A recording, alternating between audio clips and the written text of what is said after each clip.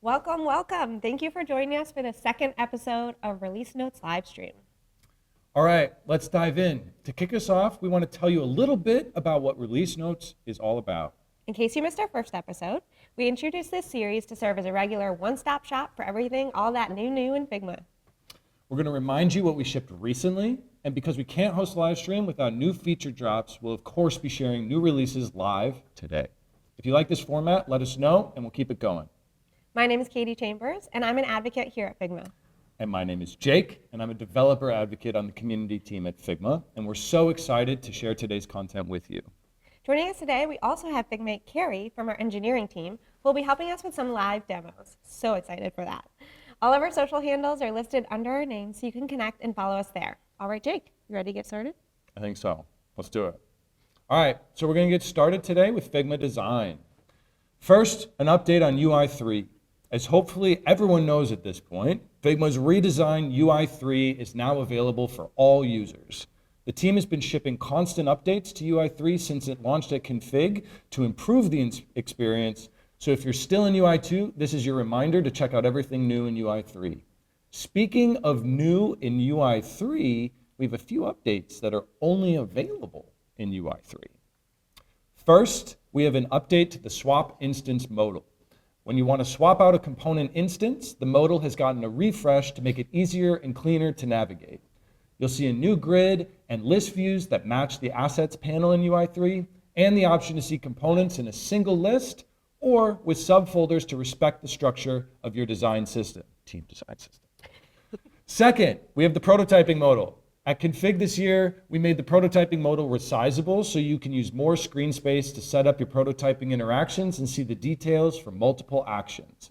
The variables modal is now resizable too, so both are responsive to give you more control over Figma's UI in UI 3. And speaking of prototyping, we have to recap an exciting update that's dropping as we speak. And Katie's doing a drum roll. That's right, you heard it here first, folks. Present prototypes offline. Now you can preload a prototype before you head offline so you can be prepared to present and navigate through that prototype anywhere, no Wi-Fi required. This is available in both UI 3 and UI 2. Next, we've added more details about changes to variables to branch review. Now, when you've made updates to variable fields like scope, code syntax, my favorite, or publishing settings, Figma will list out those details in branch review. We will also surface any conflicts with the changes between your branch and the main branch. This update will help give you more details on what changes have been made to variables, so you have all the info at your fingertips when reviewing emerging branches. And now, to take us through some brand new text and font updates, I'm excited to introduce Kari Bancroft, an engineering manager on Figma Design. Hi, everybody. Today, we're going to be going through some typography and font updates. So I'm going to show you some live demos of new styling capabilities. To show you, I'm going to use this blog example. First, we've set the ability to set underline styles. So this can be used when you need to represent things like hyperlinks or spell check in your designs. So you'll see that when I have underlined text, there's this cool new underline details button. And this will allow us to experiment with the style of the underline. So we can do dotted or wavy. You can change the thickness of the underline. You can change how offset the underline is from the text, whether it skips ink or not. And we can change the color.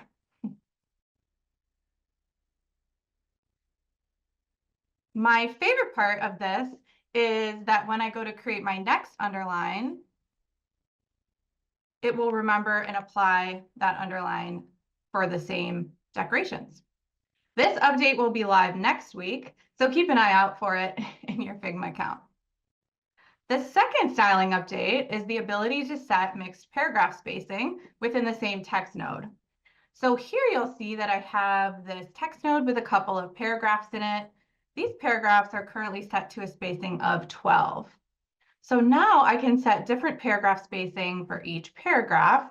So if I go ahead and set this to 40, you can see that I now have this nice gap between the headline and body text, and I didn't even need to create a new text node. You'll see that this paragraph is still set to 12.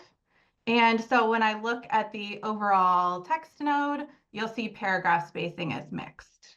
I can also do this with paragraph indent in the details tab of this modal. Awesome, that's it for my live demos. The next thing I want to show you is an update to how Figma handles locally downloaded fonts. This has been rolling out over the past 2 weeks, so you may have already encountered it. Rather than spend time downloading a new font live, I have a nice GIF here of what happens when you do. So now when you download your font locally to your computer, Figma detects the new font, and you'll see this little confirmation toast to tell you that we've picked up the font and it's ready for use. We'll automatically add it to the local fonts list in the font picker with a little new badge, all without you having to reload the page. So excited about this.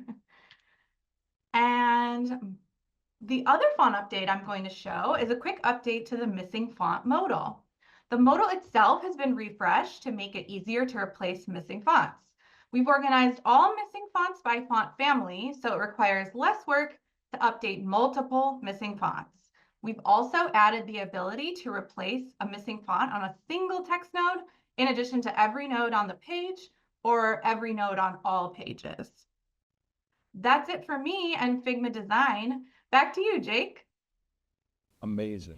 Thanks so much, Kari. We're getting a lot of love for these features in the chat. Kari, Diego was saying that they were just looking for underline styles yesterday. Well, Tiago, you can use them now today.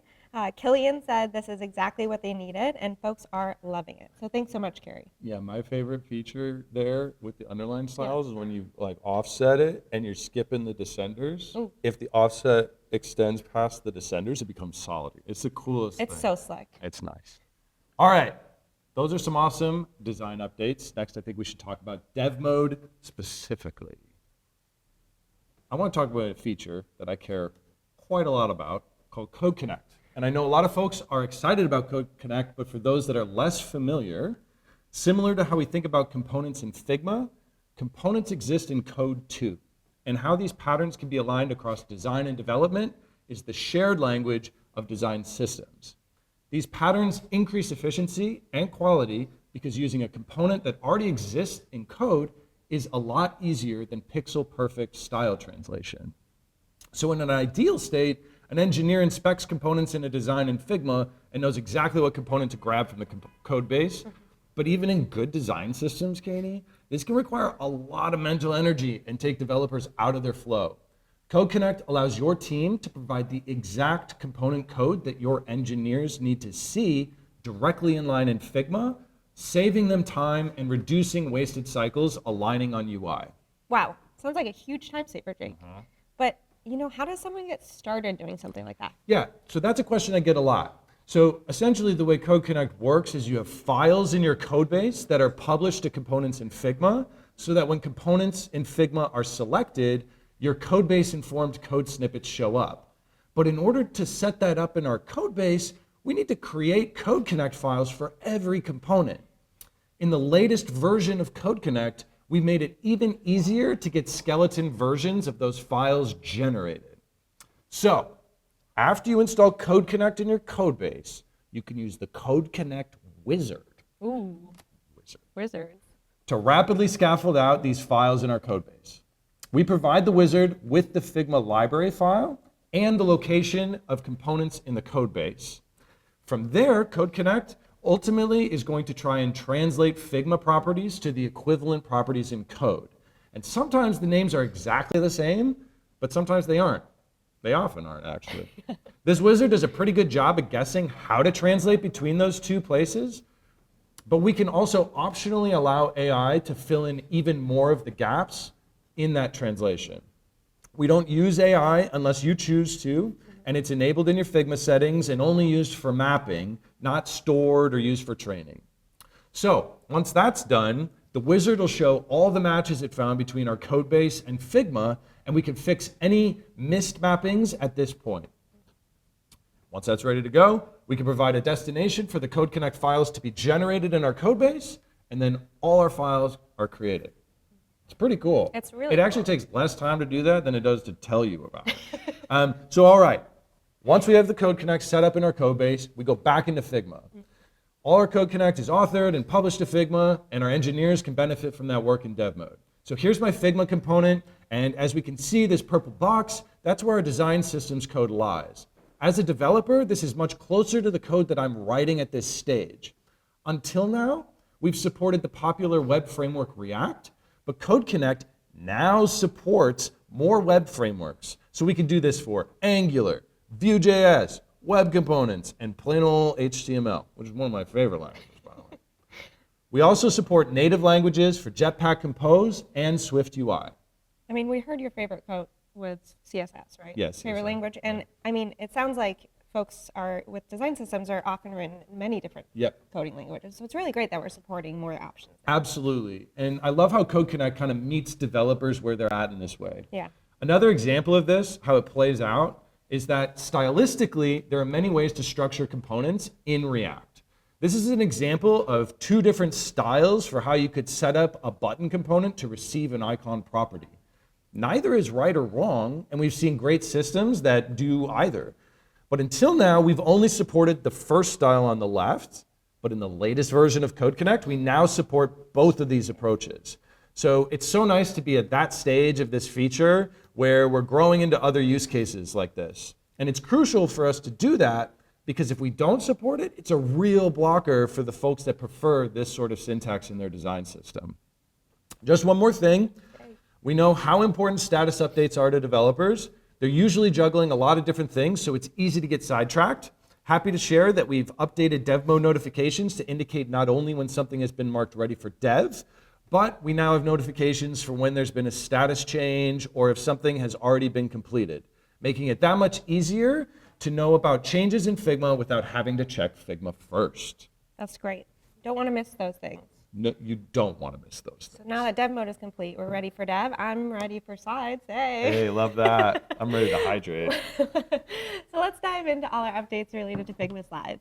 Since launching at Config, we've been busy addressing your feedback and improving the creation and presentation experience in Figma Slides. Now, in the last Release Notes live stream, I introduced several updates, and we've got even more dropping today. Let's head into slides. And so first, we're continuing, just like we were in the last live stream, we're continuing to improve the template creation and discovery process. Last time we talked about a lot of template styles and accessibility, introducing this great new template styles picker over here, where you can have the entire overview of everything in your template style.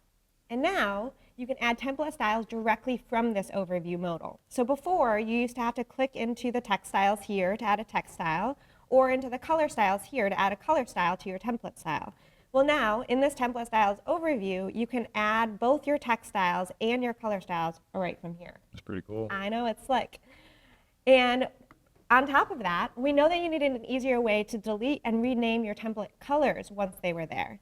And so now you can come in here to any of your template colors here, and you can click on them to see them. You can remove them right here. And popular request, you can now rename your colors, your template style colors here. So we can have orange or red rum, say. So that makes it easy to set your template style exactly to match your own style. Great. Now, moving on to one of my favorites. Earlier this year, we brought multi-edit to Figma Design. And now you can have multi-edit in Figma Slides as well. So how this works is you can select any of your elements, any of your objects here in Figma Slides, and you can use this multi-edit option, select matching layers button here. You can also see the keyboard shortcut there, so I could do Command Option A, and that will select all similar elements here, so I can have all my headlines selected, and then very easily I can change all of these at once on all of these slides. So you can see all of these slides 39 through 44 are updating. So I can go back to headline, I can make them bold, I could change the color all at once. Another common way we'll see this used is in footers. So we've been hearing a lot of folks asking about footers and how to update those. You can use this new multi-edit in slides here to update all of your footers across all of the slides in your deck all at once. So if I wanted to come in here and make our dev mode footers green instead of this blue, I can come in here and easily update all of those at once. What a time saver. Oh, our slides are blue now. Yep. That's pretty cool. They're looking great. Yeah. I mean, Gustavo, big shout out to Gustavo, our brand designer who put together these slides. He's probably not going to like that. I'm going to switch it back, and it's just so easy to do that now that I changed. And for the record, we wouldn't be doing this if it was pre-recorded, Casey. Whoops. This is live updating slides. Slides pretty cool like that. And you know, everyone's favorite live demo is AI. Why not? Let's do it. Our next update in Figma Slides is that you can draft presenter notes with AI. So let's say I don't know what to talk about in this slide. I can come in here to provide presenter notes. I don't have notes, Jake. There's nothing on the confidence monitor. What am I going to say? Let's ask AI. Why not? I'm going to go ahead and click this Start with Draft, and it's going to now use AI to create a draft for me. So let's see what AI thinks I should talk about here. That AI can enhance the clarity and effectiveness of my notes. So what a valuable feature for presenters. I couldn't agree more. That's super cool. Super cool. So now you can draft those presenter notes using AI. And again, that's just right in the presenter notes here, clicking that draft button. But that's not all. We've heard that once you have your presenter notes and you hop over to the presenter view here, you want to be able to edit your presenter notes from this view. And now you can. You just simply click in. You can also resize the presenter notes here. So you can click in and edit away right from this screen. So I'm excited about that. Woohoo! Great. That's amazing. It is amazing. All kinds of updates to presenters, giving you that confidence you need to present. And also having, at your fingertips when you're rehearsing your content. So you don't have to go back and forth between presenter note and your editor view. Edit what you need right there in audience view. And last but not least, you heard earlier that you can preload your prototypes to present offline. Well, this is available in Slides too. So if I'm in this presenter view, I can come up here and make this entire deck available offline. I can also do that from the audience view. Oh, just kidding. From the audience view here, clicking this and making this available offline. This can give you that extra confidence that your presentations are going to be available wherever you need to pitch, inform, or present from, whether you are on or off the grid. Well, that's all for Figma Slides. We're going to close out this episode of Release Notes with a final lightning round of little tricks and treats, Jake, that make Figma fit seamlessly into your workflow. First, and I need to be following you. Yeah, follow me. First, how often do you find yourself sharing a Figma link in Zoom, then switching to another window to review the file, all while managing the screen share in Zoom? I'm happy to say you can streamline that workflow now with the Figma for Zoom app, and it's now generally available. So this will allow you to seamlessly collaborate with your teammates in a Figma or FigJam file without ever leaving Zoom. Oh, and we missed our GIF. We'll give it a minute to play there so you can see how this works. So you just open up that Figma for Zoom app, you select the file that you want to share, and then you can all collaborate with everybody that's already in the Zoom, so you don't have to go back and forth between those windows. Pretty cool. Very cool. Moving on next here. So next we've updated how Figma embeds appear in other apps and websites. So in addition to Figma Design and FigJam files, you can now embed Figma Slides in other apps and get access to new controls like page selection, custom themes, refreshed UI, and more. Give it a try today in Notion, and it's coming soon to your other favorite apps as well. And if you're a developer, check out our dev docs on how to use the new embed kit to enhance Figma embeds in your apps. Great. Next, the Confluence for Figma widget is now also generally available. So you can embed Confluence pages in Figma or FigJam and review project details without switching between windows. This makes it easier for you to get full context across design and documentation. And when you're working in the desktop app, we've added a new way to rename your files. You can now double-click on the desktop tab to update your file's name. Game changer. Game changer. And you mentioned notifications for status updates in dev mode. Now notifications in Figma are batched by date and file. So instead of a long list for every notification that you get, we'll group activity, like comments or reactions, by date and file. This should make it easier to keep up with recent activity in your Figma files. Great. And finally, we also shipped improvements to locking in FigJam. So you can now lock a section directly from the toolbar, and unlocking requires a confirmation to create just the right amount of friction to prevent others, or maybe sometimes yourself, from accidentally moving or deleting sections on your board. So that's it. We hope these little tips and tricks help optimize your workflow in Figma and the other apps you use to collaborate every day. Wow. Wow. That was a lot. It was a lot. If you have a favorite feature we dropped today, let's hear it in the chat. All right, you ready to recap? Let's do it. Kick us off, Jake. The poll just popped up because this is live. This is live, I swear. UI 3, 100% rollout. Swap instance improvements. Resizable prototyping modal update. Preload prototypes to present offline. Variables, details in branch view. Underline styles. My favorite. Mixed paragraph spacing. Missing fonts upgrade. Local file detection. Then, in dev mode, we have the Code Connect setup wizard. Expanded web framework support. Amazing. Additional React icon support. And then ready for dev status change and completion notifications. Moving over to Figma Slides, I asked AI to write these notes for me, so let's see what they say. They said that you can now add new text and color styles, I love that, directly from the styles overview modal, making customization easier. Thanks, Absolutely AI. is. Thanks, Yep. AI. There's also the ability to delete and rename template style colors, allowing you to create your own custom style. You can also multi-edit in slides, which makes it very easy to edit things like footers or text across multiple slides. And you can draft presenter notes with AI, just like I did for this slide right here. And lastly, you can edit those presenter notes in presentation view and load your presentation to be available offline. That gets us to our lightning round. And to close out, we had our Figma for Zoom app now generally available, the Embed Kit 2.0, the Confluence widget in Figma now also generally available, desktop tab file renaming, notification batching, and finally, FigJam section locking improvements. Phew, there's a lot. Wow. Thanks for hanging with us today, everyone.